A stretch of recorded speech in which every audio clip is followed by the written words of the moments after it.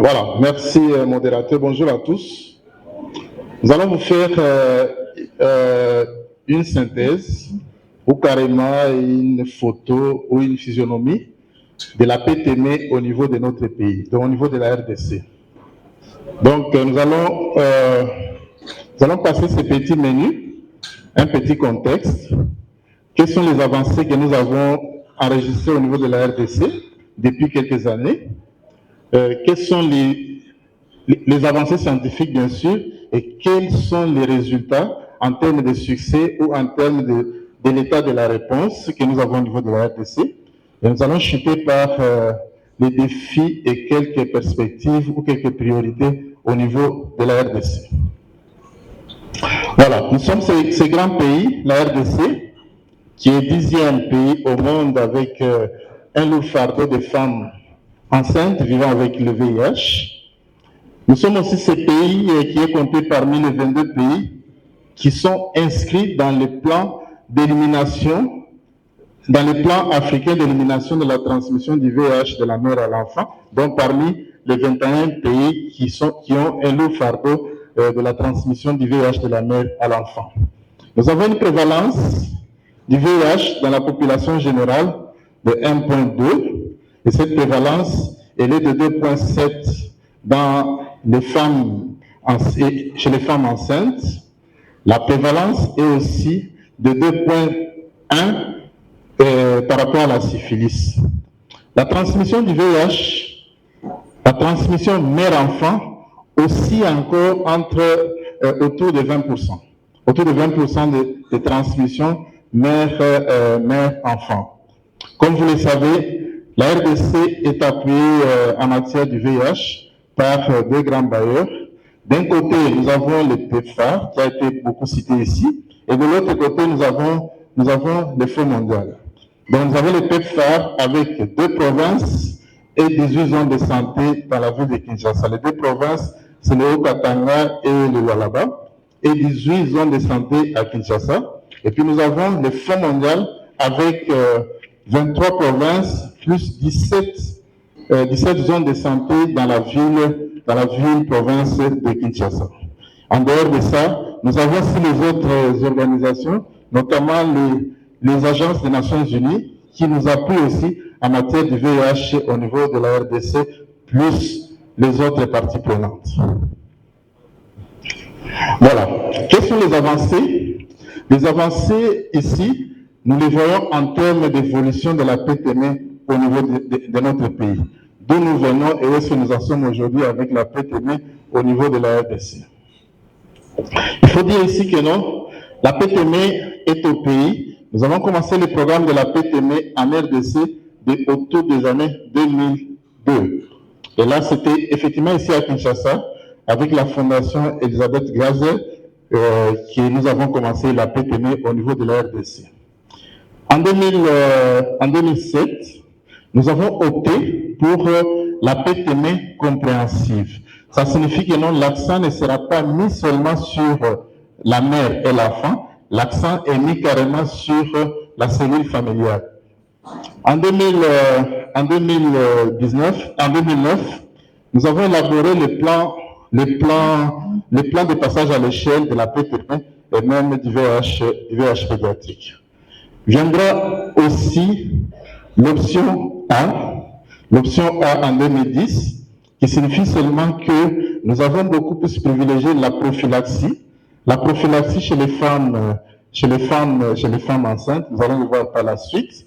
Et c'est aussi ici que, au plus haut sommet de l'État, que l'engagement en matière d'élimination du VIH de la mère à l'enfant et aussi en matière avec ce qu'on a dit ici, avec le sida, comment pratiquement éliminer le sida chez les enfants est sorti ici. Nous avons en 2012, la RDC a élaboré son premier plan d'élimination de la transmission du VIH de la mère à l'enfant. Il faut dire que ces plans, c'est les plans opérationnels. Son élaboration a impliqué pratiquement toutes les parties prenantes, bien sûr du ministère et aussi tous les PTF étaient impliqués, les communautaires étaient aussi impliqués nous avons élaboré notre premier plan PTME en 2012. En 2013, le pays a opté pour ce qu'on a appelé option B+. Ça signifie que non, on était beaucoup plus dans la prophylaxie. Et il y avait des critères d'éligibilité par rapport à la femme qui devait avoir le traitement pour sa propre santé. Mais ici, le traitement était, nous sommes pratiquement entrés chez la femme dans ce qu'on a appelé les testés traités pour la femme. Donc la femme il y avait plus de critères d'éligibilité. La femme, le fait d'être VIH positif constituait déjà une éligibilité pour que cette femme soit mise sous ARV. Et nous avons effectivement continué jusqu'à aujourd'hui. Nous sommes pratiquement dans cette option B+, qui avait commencé avec la PTME. Aujourd'hui, les testés traités, c'est pratiquement pour toute la population. Comment les choses ont évolué en matière de dépistage au niveau de la RDC? Il faut dire que non, en matière de dépistage de la femme enceinte, nous avons commencé avec l'ELISA. L'OMS nous a aussi proposé les stades, nous avons utilisé les stades de l'OMS pour voir quelle est la femme qui va bénéficier effectivement qui va bénéficier du traitement. Mais nous avons opté pour l'algorithme à 3 tests. Cet algorithme qui passe par le déterminant, c'est un test qui est très sensible, et puis nous allons passer aux tests qui sont spécifiques. Donc on a opté pour déterminant, on avait opté pour Inigold et puis pour double check. Cet algorithme est devenu dépassé. Nous sommes passés à l'algorithme, c'est l'algorithme que nous utilisons aujourd'hui pratiquement pour tous les PVV. C'est le déterminant, c'est le StatPack et aussi Inigold. Mais une particularité pour les femmes enceintes. Les femmes enceintes, nous avons opté pour les duo-tests. Les duo-tests signifient que c'est un seul test, un seul dispositif sur lequel nous mettons une goutte de sang et ça nous donne les résultats et pour le VIH et pour la syphilis. Donc c'est ce qu'on a opté pour les duo-tests qui constituent pratiquement notre premier test. Parce que dès que la femme est VIH positif, nous passons pratiquement à notre algorithme avec le deuxième test qui est les StatPack et puis le troisième, ça sera Inigold. Et chez les enfants, on a aussi évolué avec beaucoup d'algorithmes pour arriver à un algorithme déjà il y a quelques années. On avait un algorithme où on faisait les PCR à la naissance, on fait les PCR entre 4 et 6 semaines, et on fait aussi les PCR, et on fait aussi la sérologie à 12 mois et à 18 mois. Et nous sommes passés aujourd'hui à cet algorithme qui est là. C'est l'algorithme pour tout enfant exposé. L'enfant exposé, c'est cet enfant chez qui nous allons tester pratiquement à 6 semaines. On va faire les PCR à 12 mois, et puis nous allons faire les déterminants pratiquement pour la sérologie à 18 mois ou carrément 6 semaines après l'arrêt du traitement et de l'allaitement. Du côté traitement, comment est-ce que nous avons évolué en PTME?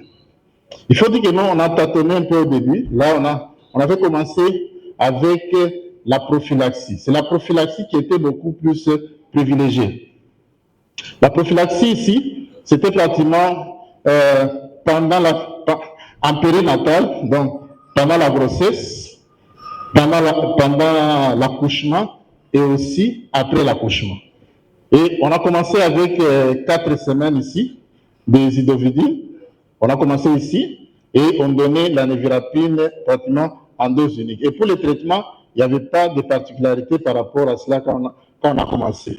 Mais vers les années 2004, on a continué avec zidovidine pratiquement pendant la 28e semaine et névirapine en dose unique. Mais pour le traitement chez la femme, nous avons fait intervenir pratiquement la notion de CD4.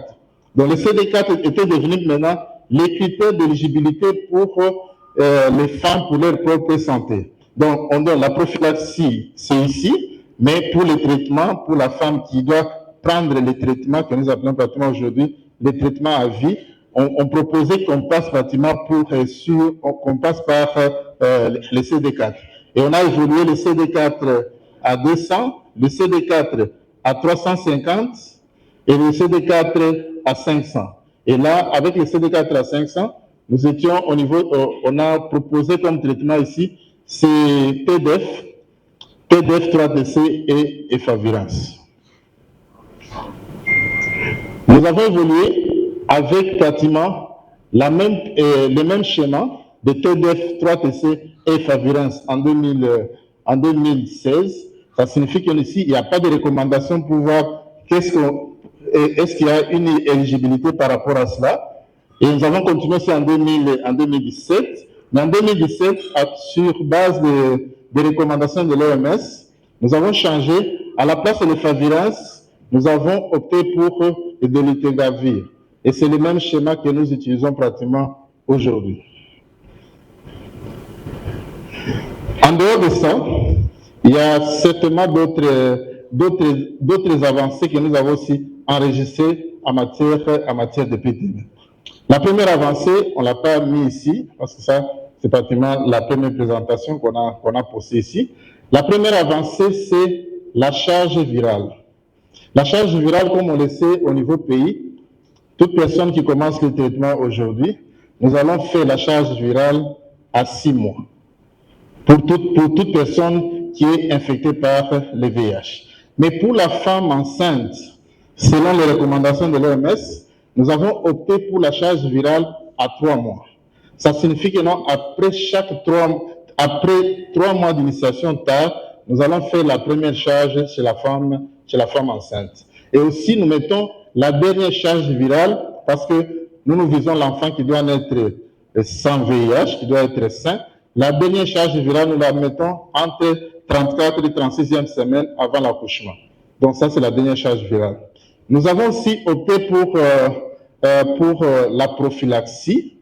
Il faut dire ici que non, la prophylaxie, c'est ces médicaments que nous donnons aux enfants qui sont nés de mères VIH positives. Nous donnons la prophylaxie ARV et que chez nous, c'est pratiquement la névirapine que nous donnons à ces enfants. Et à ces enfants, nous donnons la névirapine en suivant la charge virale de la mère. Ça signifie que non, les femmes qui ont une charge virale supprimée, les femmes qui ont commencé leur traitement avant la grossesse, les femmes qui ont commencé leur traitement au T1 de leur grossesse, ces femmes ne représentent pas beaucoup de risques de transmettre le VIH à leurs enfants. Et à cela, les enfants prennent la prophylaxie pour 6 semaines seulement et on arrête. Deuxième catégorie, ce sont des femmes qui ont une charge virale non supprimée ou les femmes qui ne sont pas capables d'accéder à la charge virale, mais ces femmes n'allaitent pas. Ces femmes, nous allons donner la prophylaxie pendant 12 semaines. Mais les femmes qui allaitent, qui n'ont pas supprimé et qui allaitent, à ces femmes-là, nous allons donner aux enfants la prophylaxie 6 semaines après l'arrêt de l'accouchement. En dehors de ça, nous avons quand même pour la PTM fait certaines recherches, mais certaines recherches avec l'appui beaucoup plus avec l'appui de l'école de santé. Nous avons mené des recherches. Il y a cette recherche ici que nous avons menée on n'a pas eu le temps de mettre tous les résultats ici parce que les temps qui nous étaient impartis étaient minimes, mais il y a quand même, les documents existent. Nous avons mené une recherche sur la rétention des femmes 12 mois après le traitement. Parce que le but c'est quoi? On s'est dit voilà, une femme qui est sous ARV, 6 mois après, cette femme n'a plus la malchance de transmettre, si cette femme adhère et qu'elle prend son traitement correctement, n'a plus la malchance de transmettre le VIH à son enfant. On a fait cette rétention, on a fait cette étude sur la rétention, les résultats existent, on peut aussi les partager. On a aussi un problème de l'implication du partenaire masculin dans le suivi du couple mère-enfant ou dans la cellule familiale. Là aussi, nous avons mené une étude qui nous a démontré qu'en RDC, les hommes n'accompagnent pas les femmes dans les activités de santé de l'enfant ou même de la mère. Et dans notre pays, c'est autour de 10%. Mais dans d'autres pays, il y a d'autres mesures qui sont prises pour que ces taux soient élevés. Nous avons mené une autre étude, c'est l'étude sur l'index stigma. Nous voudrions voir quel est le niveau de la stigmatisation chez les femmes qui vivent avec le VIH. Et là, nous avons des résultats, ça a déjà été publié. On a senti que non, les femmes ont beaucoup plus de discrimination, d'abord de l'autostigmatisation elle-même, et aussi de la stigmatisation au niveau des structures de santé. Donc là, on a dit, voilà, il faut qu'on travaille beaucoup sur les prestataires de soins pour que la stigmatisation soit aussi soit réduite. Nous avons mené une autre étude sur la santé, sur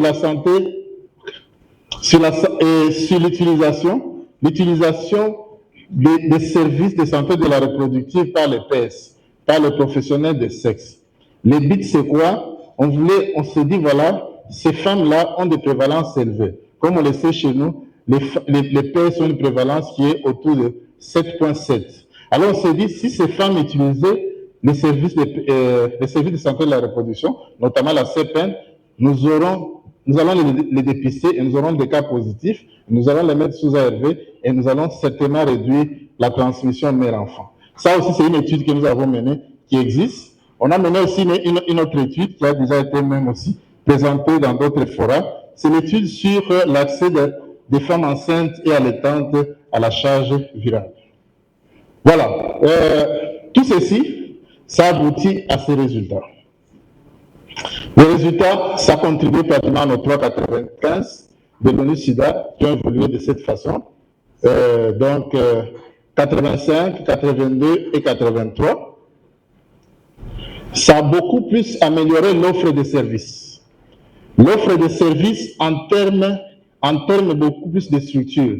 Nous sommes en 2015, nous n'avions que 2194 structures qui offraient les services de PTM. Mais avec tous ces appuis, avec tous ces efforts, aujourd'hui nous sommes autour de 4746 structures qui offrent les services de PTM. Ce n'est pas suffisant, mais c'est une évolution. Donc, tous les efforts que nous avons menés, c'est pour que nous puissions mettre. En termes de zones de santé, vous voyez ce que ça a donné. Mais nous avons encore des problèmes sur ce qui est en rouge ici. C'est l'indicateur du traitement chez les femmes enceintes. On n'a pas encore atteint les 95% nous proposés par l'ONU-SIDA. Donc, on est en train encore de souffrir au niveau du pays pour améliorer. Bien sûr que ça dépend aussi de la couverture des services, de l'offre de services, mais cet indicateur souffre encore au niveau de la RDC. Ici, c'est juste montrer que, il y a quelque chose qui a sauté ici. C'est la cascade, notre cascade PTM, du moins pour l'année passée. La cascade PTM, les dépistages sont toujours, on oscille encore autour de 40%, mais nous avons la déperdition. C'est là où nous appelons les activités de nos amis communautaires. Nous avons une déperdition au niveau pays entre les cas dépistés positifs et les cas mis sous ARV. Nous avons une déperdition pratiquement de 22% qui sont là-bas, qui constitue pratiquement un problème sur lequel nous devons tous agir.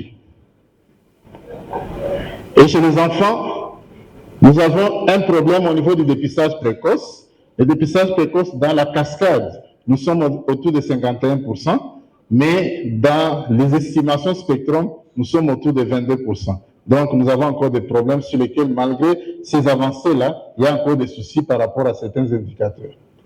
Il y a quand même une injustice, une inégalité entre les efforts fournis pour les adultes et les efforts que nous avons fournis pour les enfants. Docteur Faustin l'a dit ici, ça signifie que ce qui est en rouge, c'est l'évolution en pourcentage de la couverture du traitement chez les adultes.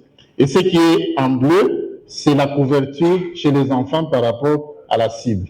Donc, ça montre que non, on ne fait pas assez par rapport aux enfants. Il y a encore beaucoup de choses que nous devons faire pour que nous puissions améliorer l'évolution ou la prise en charge des enfants, comme le docteur qui était là dit aussi.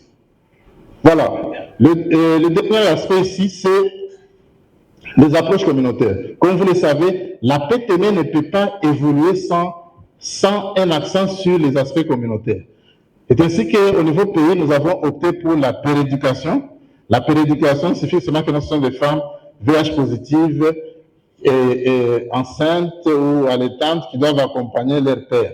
Nous avons opté pour la péréducation et l'approche, c'est l'approche même mentor que nous avons acceptée au niveau de la RDC. Et cette approche, actuellement, ce montage de l'approche même mentor nous pose énormément de soucis. Le montage ne donne pas de bons résultats. Nous avons d'un côté le Fonds mondial qui appuie l'approche et de l'autre côté, nous avons les PEPFAR, avec les disparités dans le montage, des disparités aussi dans la motivation des communautaires. Mais nous sommes en train d'harmoniser ici pour que nous puissions vraiment monter notre approche même mentor selon le montage du PEPFAR, mais avec certaines modifications que nous allons aussi apporter à cette approche.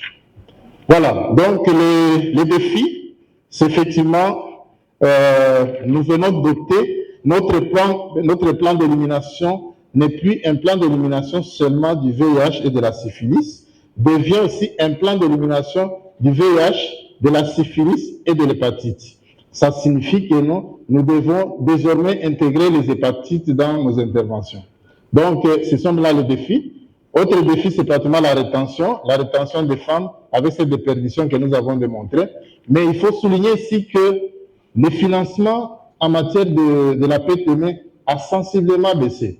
Si on compare les années, les profs qu'apprennent de là, quand la PTME a commencé, la PTME avait beaucoup plus de financement. Mais aujourd'hui, on sent que le financement est en train de diminuer pratiquement chaque année. Donc, il faut que le financement soit mobilisé et au niveau local, et aussi au niveau des autres PTF qui nous appuient.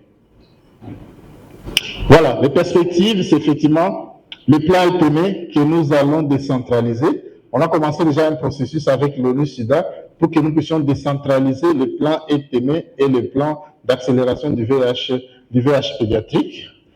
C'est aussi l'amélioration des approches et le montage de l'approche même mentor. C'est aussi compter sur dans le cadre de l'accélération du VIH pédiatrique, compter sur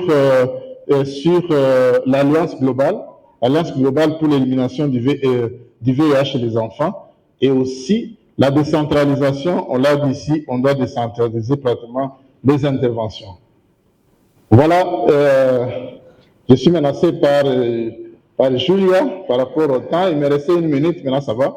Donc voilà la synthèse et la physionomie de ce que nous avons fait en matière de PTME au niveau pays et des résultats que nous avons et des problèmes qui sont les nôtres sur lesquels nous devons encore nous accrocher pour trouver des solutions. Merci beaucoup.